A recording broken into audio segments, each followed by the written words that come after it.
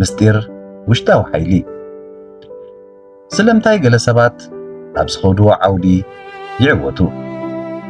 ገሊኦም ግን ኣብ መንጎ መንገዲ የቋርፁ እቲ ፍልልይ ኣብ ገንዘብ ትምህርቲ ወይ ድማ ዕድል ጥራይ ድዩ ወይስ ብዙሓት ዘይፈልጥዎ ካልእ ምስጢር ኣሎ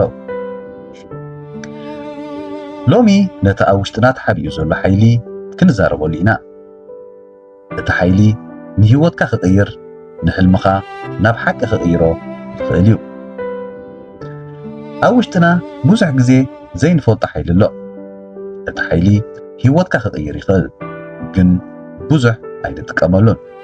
ሎሚ ኣብዚ ሚድያ ብዛዕባ ምስጢር ውሽጣዊ ሓይሊ ዝብል መደብ ሒዝናልኩም መፂና ኣለና ንምክትታልኩም ብኽብሪ ንዕድም ዓወት ብሓንቲ መዓልቲ ኣይመፅእን እዩ ዝኸበርኩም ተኸታተልተይ ብዙሓት ሰባት ከመይ ገይረ ክዕወት ትኽእል ዝብል ሕቶ ይሓቱ እዮም ግን እቲ ዝበለፀ ሕቶ ሎሚ ንዓወት እንታይ ገይረ ምባል እዩ ዓወት ሓደ ዓለ ዝላ ኣይኮነን ንኣሹ ውሳነታት ኣብ ነፍሲ ወከፍ መዓልቲ ብምድግጋም ዝፍጠር መንገዲ እዩ ኣብ ህይወትካ ክትዕወት ተደሊኻ ምስ ካልኦት ኣይትወዳደር ምስ ናይ ትማሊ ናትካ ርእሲ ተወዳደር ሎሚ ካብ ትማሊ ብኸፊል ተተማሓይሽካ ኣብ መንገድኻ ዓወት ኣለካ ዓለም ብቕልጡፍ ውፅኢት እያ ትምልከት ግን ነቲ ለይትን ቀትርን ዝተገብረ ፃዕሪ ኣይትርዮን እያ ውድቀት ፀላኢኻ ኣይኮነን እኳ ደኣ ውድቀት መምህርካ እዩ ኣብ ውድቀት ዘይመሃር ሰብ እዩ እቲ ብሓቂ ዝሰዓር ግዜ እቲ ዝኸበረ ሃብቲ እዩ ዝሓለፈ ግዜ ክትመልሶ ኣይትኽእልን ስለዚ ነፍሲ ወከፍ መዓልቲ ንሕልምኻ ዘቕርበካ ሓደ ነገር ግበር ሰባት ብኣኻ ክጠራጠሩ እዮም ክነቕፉኻን ክስሕቁልካን ይኽእሉ እዮም እታ ክገብርዋ ዘይክእሉ ነገር ግን ንስኻ ብፅንዓት እንተቐፂልካ ካብ ዕላማኻ ከቃርፁኻ ይኽእሉን ኣእምሮኻ ከም መሬት እዩ ጽቡቕ ሓሳብ እንተዘሪእኻ ጽቡቕ ፍረ ክትዓጽድ ኢኻ ፍርሕን ጥርጣርን እንተዘሪእኻ ድማ እዚ እውን ክዓቢ እዩ ኣብ መወዳእታ ዓወት ናይ ዝበለፀ ሰብ ኣይኮነትን ናይቲ ተስፋ ዘይቆረፀ ካብ ውድቀቱ ዝተምሃረ መዓልቲ ብትዕግስቲ ዝሰርሕ ሰብ እዩ ስለዚ ሎሚ ጀምር ንእሽቶ ስጉምቲ ድማ ውሰድ እቲ ንእሽቶ ስጉምቲ ሓደ መዓልቲ ናብቲ ዓብዪ ሕልምኻ ክወስደካ እዩ ዓወት ዝፈጠሩ ሰባት እንታይ ይምህሩና ዝኸበርኩም ተኸታተልቲ ዚሊ ሚድያ ብዙሓት ሰባት እቶም ዕዉታት ሰባት ብፍሉይ ዕድል ከም ዝዕወቱ ይሓስቡ ግን ኣብ ብዙሕ ግዜ እቲ ሓቂ ካልእ እዩ ዓወቶም ካብ ፅንዓት ትዕግስትን ውድቀትን ናይ መዓልቲ ፃዕርን ዝተሃንፀ እዩ ንኣብነት ኣሽሓት ፈተናታት ድሕሪ ምግባር ኤሌክትሪክ መብራህቲ ኣማዕቢሉ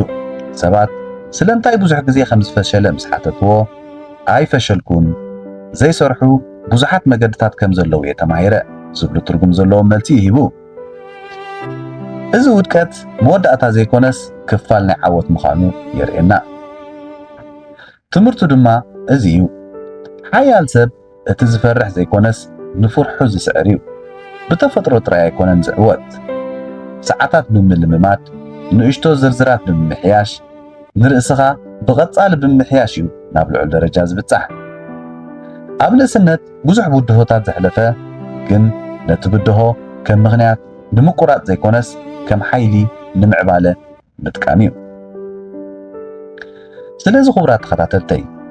እቲ ሕቶ እዞም ሰባት ስለምንታይ ተዓዊቶም ዘይኮነስ ካባታቶም እንታይ ክንመሃር ንኽእል ሎሚ እትገብሮ ንእሽቶ ስጉምቲ ፅባሕ ናብ ዓቢ ለውጢ ክወስደካ ይኽእል ንኽትፍትን ኣይትፍራዕ ንኸይትወድቕ እውን ኣይትፍራዕ ነታን ኣብ ጌጋኻ ክትመሃር ሓቀኛ ዓወት ናብቲ ብዕላማን ትዕግስትን ዝቕፅል ሰብ እያ ትመፅእ ከምቲ ዝበሃል ሎሚ ዝተኸልካዮ እዩ ፅባሕ ተዓፅዶ ስለዚ ፅቡቕ ሓሳብ ዝራእ ፅቡቕ ግብሪ ግበር ንሕልምኻ ድማ ብፅንዓት ሰዓቦ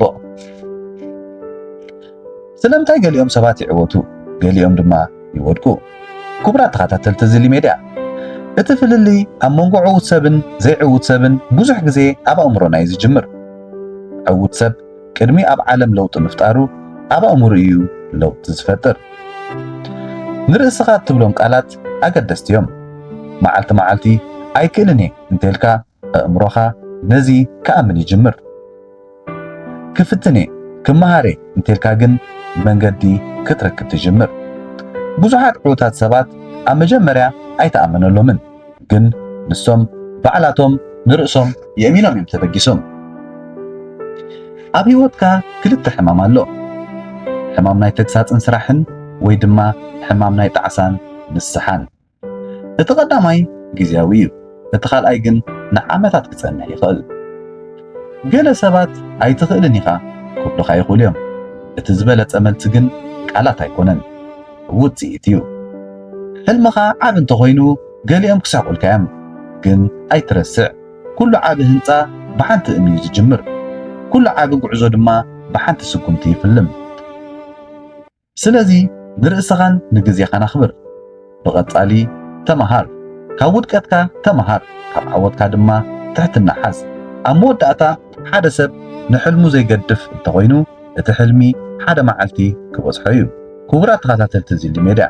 እዚ ሕቶ ንርእስኹም ሕተቱ። እዚ ማለት ካብቶም ክገብሮም ሓሲበ ዘለኹ ውጥናት ወይ መደባት ኣብ ሎሚ ዘተግበርክዎም እንታይ ኣለዉ? እዚ ሕቶ መዓልቲ መዓልትን ነብስኩም ተሓቲትኩማ ህይወትኩም ብቐስታ ክቕየር እዩ። ዓወት ናይ ፈጣናት ኣይኮነን፣ ናይቶም ብዘይ ተስፋ ምቑራጽ ዝዓብዩ እዩ።